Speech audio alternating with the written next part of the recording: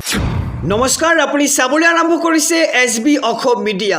আজি হৈছে 29 এপ্ৰিল আৰু আজি সন্ধিয়াৰ কেইবাটাও গুৰুত্বপূৰ্ণ খবৰ আহি পৰিছে আৰু এনেধৰণৰ খবৰসমূহ নিতৌ চাবলৈ চেনেলটো ছাবস্ক্ৰাইব কৰি ভিডিঅ'টোত এটা লাইক কৰি দিব। জনাইছোঁ আজি সন্ধিয়াৰ প্ৰথমটো ব্ৰেকিং নিউজ। সকলোৱে বিজেপিৰ নিৰ্দেশত নাচিছে, এইবাৰ ভয়ংকৰ খং মমতা বেনাৰ্জীৰ। জনাইছোঁ সবিশেষ খবৰ। পশ্চিমবংগৰ দ্বিতীয় পৰ্যায়ৰ নিৰ্বাচনৰ মাজতে এইবাৰ ক্ষুব্ধ হৈ পৰিছে বংগৰ মুখ্যমন্ত্ৰী মমতা বেনাৰ্জী। বিজেপিৰ বিৰুদ্ধে এইবাৰ মমতা বেনাৰ্জীৰ ভয়ংকৰ অভিযোগ। সকলোৱে বিজেপিৰ নিৰ্দেশনাত নাচিছে। CRPF আৰু পৰ্যবেক্ষকৰ ভূমিকাক লৈ এইবাৰ ক্ষুণ্ণ হৈ পৰিছে মমতা বেনাৰ্জী। বিজেপিৰ নিৰ্দেশত বিৰোধী দলক টাৰ্গেট কৰাৰ অভিযোগ। নিৰ্বাচনী প্ৰক্ৰিয়াত ন্যায়পৰায়ণতাৰ অভাৱ বুলি অভিযোগ উত্থাপন কৰিছে মমতা বেনাৰ্জীয়ে। আৰু বংগত বহু বাহিৰৰ পৰ্যবেক্ষক আহিছে নিৰ্বাচনৰ বাবে, যিয়ে সম্পূৰ্ণৰূপে বিজেপিৰ নিৰ্দেশত কাম কৰি আছে বুলি এতিয়া বিজেপিৰ ওপৰত অভিযোগ উত্থাপন কৰিছে মুখ্যমন্ত্ৰী মমতা বেনাৰ্জীয়ে। আৰু বিজেপিয়ে TMC নেতাকৰ্মীক মাৰধৰ কৰাৰ অভিযোগ, লগতে শক্তিৰে নিৰ্বাচনত জয়ী হোৱাৰ চেষ্টা কৰিছে বুলি বিজেপিয়ে এনে মন্তব্য কৰিছে এতিয়া বংগৰ মুখ্যমন্ত্ৰী মমতা বেনাৰ্জীয়ে। পশ্চিমবংগৰ দ্বিতীয় পৰ্যায়ৰ নিৰ্বাচনৰ মাজতে এইবাৰ ক্ষুব্ধ হৈ পৰিছে বংগৰ মুখ্যমন্ত্ৰী মমতা বেনাৰ্জী। তেওঁ কৈছে যে বিজেপিয়ে এতিয়া বিজেপিৰ নিৰ্দেশত সকলো নাচিছে আৰু বিজেপিৰ বিৰুদ্ধে এইবাৰ মমতা বেনাৰ্জীৰ ভয়ংকৰ অভিযোগ। জনাইছোঁ আৰু এটি ব্ৰেকিং নিউজ, ডাঙৰ খবৰ। কাইলৈ আহিব এক্সিট পোল, 4 মে'ত হ'ব ভোট গণনা আৰু কোনে দখল কৰিব এইবাৰ দিছপুৰ। এক ডাঙৰ খবৰ জনাইছোঁ। অহা 4 মে'ত ঘোষণা কৰা হ'ব 26ৰ বিধানসভা নিৰ্বাচনৰ ফলাফল আৰু 5 ৰাজ্যৰ নিৰ্বাচনক লৈ কাইলৈ আহিব এক্সিট পোল। অসম, পশ্চিমবংগ, কেৰালা, তামিলনাডু আৰু পুডুচেৰীৰ নিৰ্বাচনক লৈ আহিব এক্সিট পোল আৰু কোনে দখল কৰিব এইবাৰ দিছপুৰ, তাক লৈ এতিয়া সৰ্বত্ৰে প্ৰশ্ন উত্থাপিত হৈছে। গুজৰাটৰ পৌৰ নিগমৰ ফলাফলৰ পাছতেই এতিয়া সমগ্ৰ দেশৰ চকু কেৱল 5 ৰাজ্যৰ বিধানসভা নিৰ্বাচনৰ ফলাফলৰ ওপৰত। দিছপুৰৰ সিংহাসন কোনে ল'ব তাক লৈ এতিয়া সমগ্ৰ অসমত তীব্ৰ উত্তেজনাই বিৰাজ কৰিছে। পশ্চিমবংগত মমতা বেনাৰ্জীৰ হেট্ৰিক হ'বনে, গেৰুৱা বাহিনীৰ উত্থান ঘটিব, তাক লৈ এতিয়া প্ৰশ্ন উত্থাপিত হৈছে। আৰু পশ্চিমবংগক লৈ ৰাষ্ট্ৰীয় পৰ্যায়ত এতিয়া চৰ্চা তুংগত উঠিছে। দক্ষিণ ভাৰতৰ কেৰালা আৰু তামিলনাডুতো শাসনৰ পৰিৱৰ্তন হ'ব নেকি, তাক লৈ এতিয়া একাংশই প্ৰশ্ন কৰিছে। পুডুচেৰীত কি হ'ব সমীকৰণ, কাইলৈৰ এক্সিট পোলে দিব তাৰ প্ৰথমটো ইংগিত। আৰু 5 ৰাজ্যৰ নিৰ্বাচনক লৈ কাইলৈ আহিব এক্সিট পোল। অসম, পশ্চিমবংগ, কেৰালা, তামিলনাডু আৰু পুডুচেৰীৰ নিৰ্বাচনক লৈ কাইলৈ আহিব এক্সিট পোল আৰু কোনে দখল কৰিব এইবাৰ দিছপুৰ, তাক লৈ এতিয়া সৰ্বত্ৰে প্ৰশ্ন উত্থাপিত হৈছে। জনাইছোঁ আৰু এটি ব্ৰেকিং নিউজ, ডাঙৰ খবৰ। জুবিন গাৰ্গৰ আত্মায়ো শান্তি নাপায়, চৰি জুবিন গাৰ্গ, এনেদৰে এতিয়া মন্তব্য কৰা পৰিলক্ষিত হৈছে। জনাইছোঁ সবিস্তাৰে খবৰ। এতিয়ালৈকে হিয়াৰ আমঠু জুবিন গাৰ্গৰ ন্যায় সম্ভৱ হোৱা নাই আৰু জুবিন গাৰ্গৰ আত্মায়ো শান্তি নাপায়। জুবিন গাৰ্গে কেতিয়াও ন্যায় নাপায়, চৰি জুবিন গাৰ্গ, এনেদৰে এতিয়া মন্তব্য কৰা আমি দেখিবলৈ পাইছোঁ। ক্ষমা খুজিলে জুবিন গাৰ্গৰ বন্ধু পাৰ্থ গোস্বামীয়ে, জুবিন গাৰ্গে ন্যায় পাব বুলি আমি নাভাবোঁ, এনে মন্তব্য কৰি এতিয়া চৰ্চাত আহিছে জুবিন গাৰ্গৰ বন্ধু পাৰ্থ গোস্বামীয়ে। আৰু নিৰ্বাচন শেষ, জুবিন গাৰ্গৰ ন্যায় শেষ বুলি এতিয়া মন্তব্য কৰিছে। ফেচবুকত আৱেগ ঢালি লাভ নাই বুলি এতিয়া ডাঙৰ মন্তব্য কৰিছে। ফেচবুকত চিঞৰি থাকি একোৱে লাভ নাই, CBIক দিব লাগিছিল জুবিনৰ মৃত্যুৰ তদন্ত। জুবিনৰ কথা কৈ ফুৰা পলিটিকেল পাৰ্টিবোৰ এতিয়া ক'ত গ'ল বুলি তেওঁ এতিয়া ডাঙৰ প্ৰশ্ন উত্থাপন কৰিছে। জেলৰ পৰা ওলাই আহিব জুবিন গাৰ্গৰ হত্যাকাৰী আৰু জুবিন ক্ষেত্ৰলৈ গৈ চাকি বন্তি জ্বলাই কি লাভ হ'ব যদিহে জুবিন গাৰ্গৰ ন্যায় পোৱাটো সম্ভৱ হৈ নুঠে। আৰু জুবিন গাৰ্গৰ আত্মা ঘূৰি ফুৰিছে, ন্যায় নাপায় এইবাৰ জুবিন গাৰ্গৰ আত্মাই ঘূৰি ফুৰিছে বুলি তেওঁ মন্তব্য কৰিছে। আৰু জামিন পোৱাৰ পিছত হত্যাকাৰীকেইটাক বিচাৰি উলিয়াব নোৱাৰিব, মন্তব্য এইবাৰ জুবিন গাৰ্গৰ বন্ধু পাৰ্থ গোস্বামীৰ। জুবিন গাৰ্গৰ আত্মায়ো শান্তি নাপায় আৰু জুবিন গাৰ্গৰ এতিয়ালৈকে ন্যায় নোপোৱাক লৈ এনেদৰে ক্ষুব্ধ হৈ মন্তব্য কৰিছে জুবিন গাৰ্গৰ বন্ধু পাৰ্থ গোস্বামীয়ে। জনাইছোঁ আৰু এটি ব্ৰেকিং নিউজ, ডাঙৰ খবৰ। উচ্চতৰ মাধ্যমিক চূড়ান্ত পৰীক্ষা সন্দৰ্ভত নতুন নিয়ম আহি পৰিছে। সমগ্ৰ ৰাজ্যবাসীৰ বাবে এটি খুবেই গুৰুত্বপূৰ্ণ খবৰ।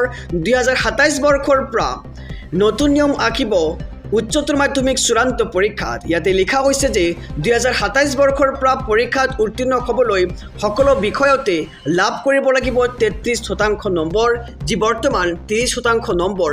আৰু 2027 বৰ্ষৰ পৰা পৰীক্ষাত উত্তীৰ্ণ হ'বলৈ প্ৰতিজন ছাত্ৰ ছাত্ৰীয়ে লাভ কৰিব লাগিব 33% নম্বৰ। লগতে কলা, বিজ্ঞান আৰু বাণিজ্য শাখাতে অনুষ্ঠিত হ'ব পৰীক্ষা। তাৰপিছত লিখা হৈছে নতুন শিক্ষানীতিৰ আধাৰত অনুষ্ঠিত হ'ব পৰীক্ষা। আৰু অহা বৰ্ষৰ পৰা অৰ্থাৎ 2027 বৰ্ষৰ পৰা 6টা বিষয়ৰ পৰীক্ষাত অৱতীৰ্ণ হ'ব লাগিব ছাত্ৰ ছাত্ৰীয়ে। আৰু জুবিন গাৰ্গ, সুধাকণ্ঠ, ডক্টৰ ভূপেন হাজৰিকাৰ বিষয়ে স্থান লাভ কৰিছে নতুন পাঠ্যক্ৰমত। আৰু 2027 বৰ্ষৰ পৰা এনেবোৰ পাঠ্যক্ৰম ছাত্ৰ ছাত্ৰীয়ে শিকিব অৰ্থাৎ পঢ়িব লাগিব। জুবিন গাৰ্গ, সুধাকণ্ঠ, ডক্টৰ ভূপেন হাজৰিকাৰ বিষয়ে ছাত্ৰ ছাত্ৰীয়ে নিজৰ পাঠ্যক্ৰমত নতুনকৈ লাভ কৰিব। তাৰপিছত লিখা হৈছে যে পৰীক্ষাত তাৰ পৰাই আঁকিব 5 নম্বৰৰ প্ৰশ্ন। ইয়াতে উল্লেখ কৰা হৈছে যে জুবিন গাৰ্গ, সুধাকণ্ঠ, ডক্টৰ ভূপেন হাজৰিকাৰ বিষয়ে পৰীক্ষাত আঁকিব 5 নম্বৰৰ প্ৰশ্ন।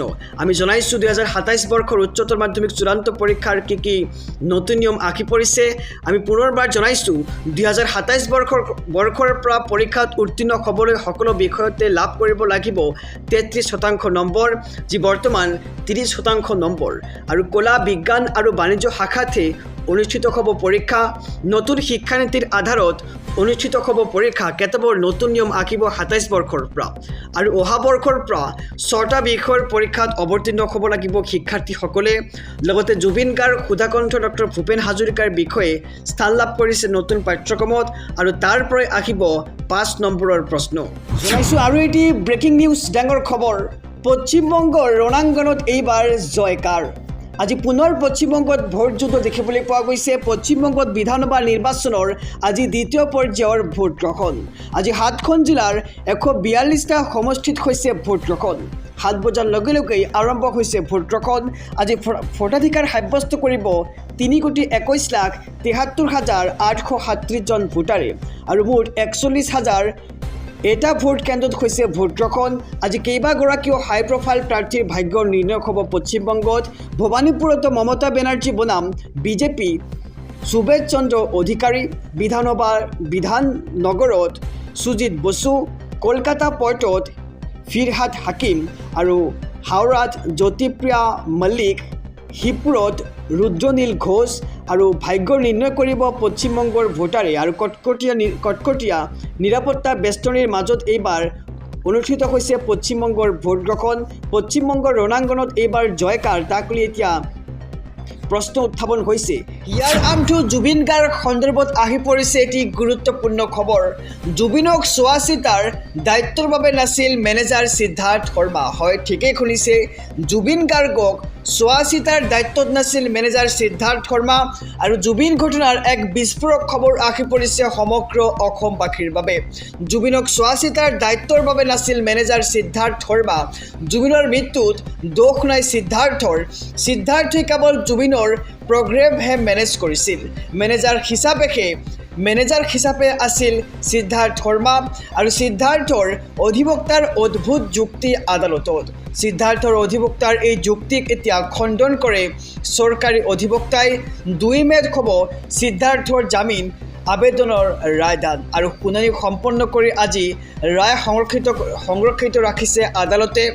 আৰু ইয়টত যি ঘটিল সেই ঘটনাত সিদ্ধাৰ্থক নিৰ্দোষী প্ৰমাণৰ চেষ্টা কৰা হৈছে। ভিডিঅ'ত জুবিনক পানীত নামিবলৈ বাধা দিয়া নাছিল সিদ্ধাৰ্থই। লাইফ জেকেট পৰিধান নকৰাকৈ যাবলৈ দিয়া হৈছিল পানীলৈ। আৰু জুবিন ঘটনাৰ বিস্ফোৰক খবৰ আহি পৰিছে সমগ্ৰ ৰাজ্যবাসীৰ বাবে। জুবিন ঘটনাৰ বিস্ফোৰক খবৰ আহি পৰিছে ইতিমধ্যে। জুবিনক চোৱা চিতাৰ দায়িত্বৰ বাবে নাছিল মেনেজাৰ সিদ্ধাৰ্থ শৰ্মা। মেনেজাৰ সিদ্ধাৰ্থ শৰ্মাই কেৱল জুবিন গাৰ্গৰ প্ৰগ্ৰামহে মেনেজ কৰিছিল। আৰু জুবিন গাৰ্গৰ এই ঘটনাক লৈ এতিয়া বিস্ফোৰক তথ্য আহি পৰিছে। জনাইছোঁ আৰু এটি ব্ৰেকিং নিউজ, ডাঙৰ খবৰ। পশ্চিমবংগৰ দ্বিতীয় পৰ্যায়ৰ নিৰ্বাচনত EVMৰ বিসংগতিক লৈ উত্তপ্ত পৰিস্থিতি। ভোটদানত বিলম্বক হৈ হাওৰাত অপ্ৰীতিকৰ পৰিস্থিতি। আৰু EVMৰ বিসংগতিৰ বাবে 3বাৰকৈ ভোটদানৰ চেষ্টা কৰিও বিফল হৈ পৰিছে। আৰু EVMত হোৱা খেলিমেলিৰ বাবে ভোটদান প্ৰক্ৰিয়া বাধাগ্ৰস্ত হৈছিল। আৰু পুৱা 7 বজাৰ পৰিৱৰ্তে 8:30 পৰা আৰম্ভ হ'ল ভোটদান প্ৰক্ৰিয়া। ভোট গ্ৰহণ বিলম্ব হোৱাৰ বাবে প্ৰতিবাদমুখৰ হৈ উঠে একাংশ ভোটাৰ। CRPF জোৱানে কেইবাজনো ভোটাৰক দাঙি চচৰাই নিয়া ভোট গ্ৰহণ কেন্দ্ৰৰ পৰা। আৰু পশ্চিমবংগৰ দ্বিতীয় পৰ্যায়ৰ নিৰ্বাচনত EVMৰ বিসংগতিক লৈ উত্তপ্ত পৰিস্থিতিৰ সৃষ্টি হৈছে। ভোটদানত বিলম্বক লৈ হাওৰাত অপ্ৰীতিকৰ পৰিস্থিতি আৰু EVMৰ বিসংগতিৰ বাবে 3বাৰকৈ ভোটদানৰ চেষ্টা কৰিও বিফল হৈ পৰিছে। আৰু EVMত হোৱা খেলিমেলিৰ বাবে ভোটদান প্ৰক্ৰিয়া বাধাগ্ৰস্ত হৈছে। পুৱা 7 বজাৰ পৰিৱৰ্তে 8:30 পৰা আৰম্ভ হৈছিল ভোটদান প্ৰক্ৰিয়া। জনাইছোঁ আৰু এটি ব্ৰেকিং নিউজ ডাঙৰ খবৰ। এইবাৰ ৰাহুল গান্ধীৰ বিস্ফোৰক মন্তব্য। বিজেপি সন্দৰ্ভত ৰাহুল গান্ধীৰ বিস্ফোৰক মন্তব্য। নিৰ্বাচন শেষ, এতিয়া আচল ৰূপ দেখুৱাব বিজেপিয়ে। 29 এপ্ৰিলৰ পাছত চাব, পেট্ৰল ডিজেল সকলোৰে দাম আকাশৰ পিনে চাই দৌৰিব। এনে মন্তব্য কৰিছে এইবাৰ ৰাহুল গান্ধীয়ে। এইবাৰ বিজেপিৰ বিৰুদ্ধে আক্ৰমণাত্মক মন্তব্য কৰিছে ৰাহুল গান্ধীয়ে। তেওঁ কৈছে যে নিৰ্বাচন শেষ হৈছে, গতিকে এতিয়া আচল ৰূপ দেখুৱাব বিজেপিয়ে। 29 এপ্ৰিলৰ পাছত চাব পাৰিব জনতাই, পেট্ৰল ডিজেলৰ সকলোৰে দাম আকাশৰ পিনে চাই দৌৰিব। আৰু এইবাৰ এনে মন্তব্য কৰি বিজেপি চৰকাৰক সমালোচনা কৰিছে ৰাহুল গান্ধীয়ে। ৰাজনৈতিক প্ৰেক্ষাপটৰ এটি খুবেই ডাঙৰ খবৰ। পশ্চিমবংগত চলি আছে জংঘল ৰাজ। এইবাৰ দেশৰ প্ৰধানমন্ত্ৰী নৰেন্দ্ৰ মোদীৰ এনে মন্তব্য। এইবাৰ তৃণমূল কংগ্ৰেছৰ জংঘল ৰাজ আমি শেষ কৰি দিম। গুণ্ডা বাহিনীক লৈ চৰকাৰ চলাই আছে মমতা বেনাৰ্জীয়ে। ৰেপিষ্ট গুণ্ডা সকলোকে আমি চাফা কৰি পেলাম বুলি মন্তব্য। বাছি বাছি আমি কঠোৰ ব্যৱস্থা ল'ম। পশ্চিমবংগৰ জনতাই আৰু ভয় কৰাৰ প্ৰয়োজন নাই। 4 মে'ৰ পিছত সকলো পৰিৱৰ্তন হ'ব, গতিকে 4 মে'ৰ পিছতেই এইবাৰ পশ্চিমবংগত পৰিৱৰ্তন অহাৰ ধমক প্ৰদান কৰিছে দেশৰ প্ৰধানমন্ত্ৰী নৰেন্দ্ৰ মোদীয়ে। আৰু ভয়ৰ পৰা মুক্ত হ'ব পশ্চিমবংগ, হুংকাৰ প্ৰধানমন্ত্ৰী নৰেন্দ্ৰ মোদীৰ। পশ্চিমবংগত চলি আছে জংঘল ৰাজ আৰু এইবাৰ তৃণমূল কংগ্ৰেছৰ জংঘল ৰাজ আমি শেষ কৰি দিম। গুণ্ডা বাহিনীক লৈ চৰকাৰ চলাই আছে মমতা বেনাৰ্জীয়ে। ৰেপিষ্ট গুণ্ডা সকলোকে আমি চাফা কৰি পেলাম বুলি মন্তব্য দেশৰ প্ৰধানমন্ত্ৰী নৰেন্দ্ৰ মোদীৰ।